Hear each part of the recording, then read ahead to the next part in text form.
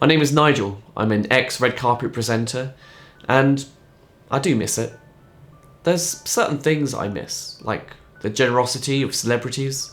Enough your umbrella after you finish with it. Yeah, I don't see why not. Just follow us into the theater, then after security tackles you, we'll leave it on the ground. Asking well-researched questions. What other 3D things do you like? Faces. And the really high health standards that we had back then. Yeah. Phew, I did misjudge a few situations. Like the time I made a bet with Coolio. He who picks the hand gets the girl. You mean rock, paper, scissors? Which girl, yeah. Or when I asked Milton Jones what he was wearing. Have you ever been punched in the face? I never did find out where he got that cardigan from. Sometimes I presented in character. Jimmy Carr wasn't the biggest fan of my old Cockney grandma. The hair and the shirt, you could be the lead singer of the cult as he is today. Johnny Knoxville maybe liked it a bit too much. Knuckle up on that, peel off, and throw it in the old pickle schmear. I got a lot of flack for my Batman. I mean, personally, I thought it was on par with Christian Bale. My cat got run over. Really? When you were young? Last week. I missed that cat. Being a presenter definitely came with its perks, like free hotel rooms, advanced driving lessons. I even had the odd cocktail or two. Oh, that's horrible. Did a masterclass once. It was a promo for Mad Men. I came up with the Don Draper shit mix. Wasn't that popular. You should always treat the people you're interviewing with the utmost respect. Always punch up, never down. And never make someone look silly.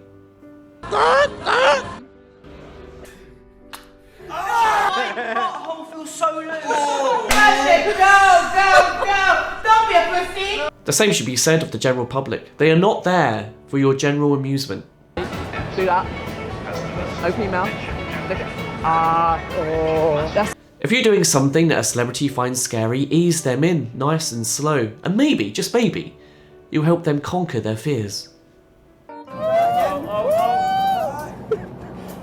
scared. People often ask me, what was my favourite moment from back then? Without a doubt, it was meeting the comedy legend, the late great Robin Williams. He blew me away. And it's such a shame. You know, he's not around nowadays. I think he would have loved how woke 2024 is. And have you got any embarrassing stories you could share from the film? None really. There's no, just meeting Sophia for the first time was just like, that's not embarrassing, it's just a joy. All of a sudden the movie became 3D. If you're planning a prank on a celebrity, I'd say just be careful. You know, some appreciate the effort a lot more than others.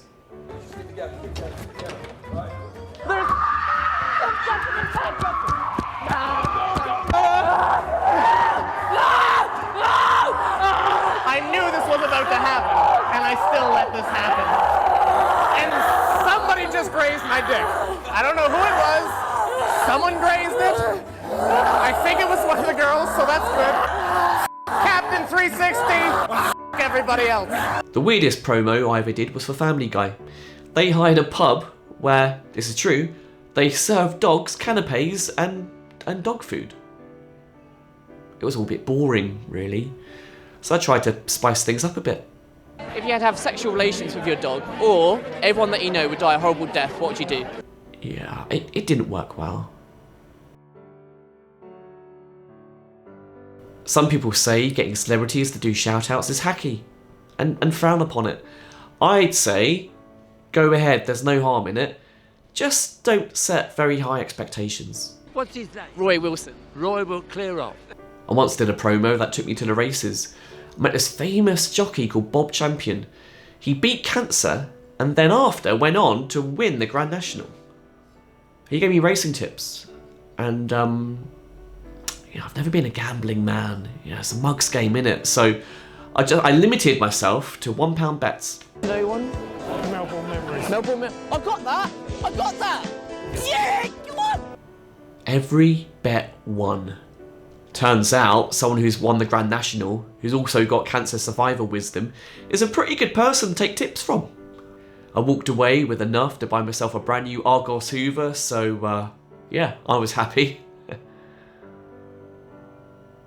At one point, I got my mate's kids involved. I thought that would be a surefire way to take my game to the next level. What the afternoon delight, well? It might have had the opposite effect. It's a sexual euphemism. Yes. Here's a tip. If you see a woman and she's a little bit bloated, don't put your mind on loudspeaker. Some people are saying you're pregnant. Is that true? Just in case she's not. I tried to get into the music scene in one point. Wasn't really my thing. I never really knew what to ask. Then we kind of found out that there's actually something that's made for putting on your face. Is it ketchup? They were a very different kettle of fish. And some of them had a very slight problem with authority. And that is 100% see you next Tuesday. But my biggest issue was not knowing their songs. I'm old school, you see. I like swing, Frank Sinatra, Rat Pack, that kind of thing. And I thought if I could get them to sing more, widely recognisable songs, it would make them more accessible. I was trying to do them a favour. I decided long ago never to walk in anyone's shadow. They might have taken the piss a bit.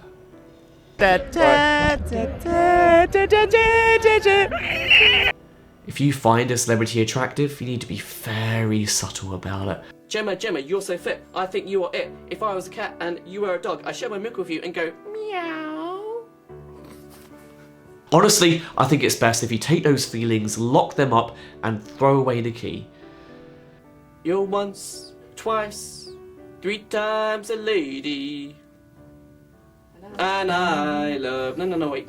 And I love you.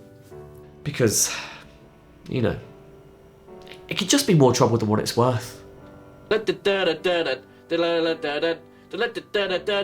Ghostbusters! Definitely. You could be my Peter Venkman any day. Who's that?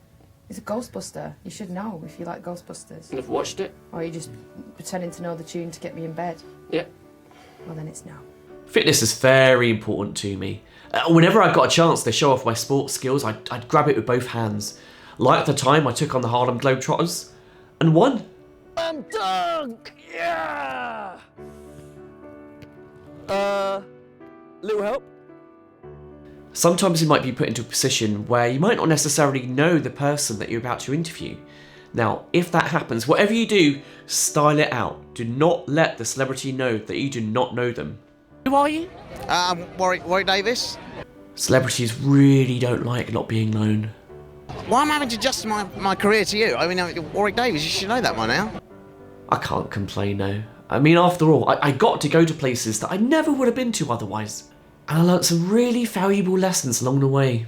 How y'all doing? How y'all doing? How y'all doing? How y'all doing? How y'all? Everything came to an abrupt end after an incident at the premiere of Wrath of the Titans.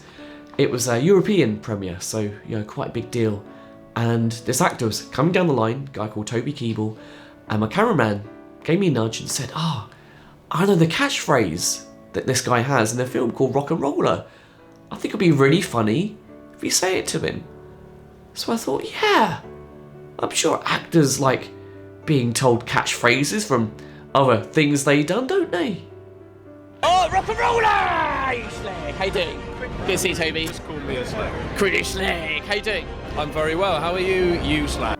Turns out he actually thought I was calling him a slag. It's a weird word to call someone, isn't it? Slag. Anyway, after that, everything stopped.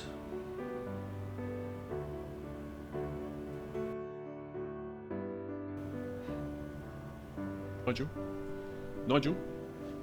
Anyway, the past is the past, isn't it? So I'm planning my very own relaunch on my own YouTube channel called Beastman. Grrr! You can't have Beastman, mate.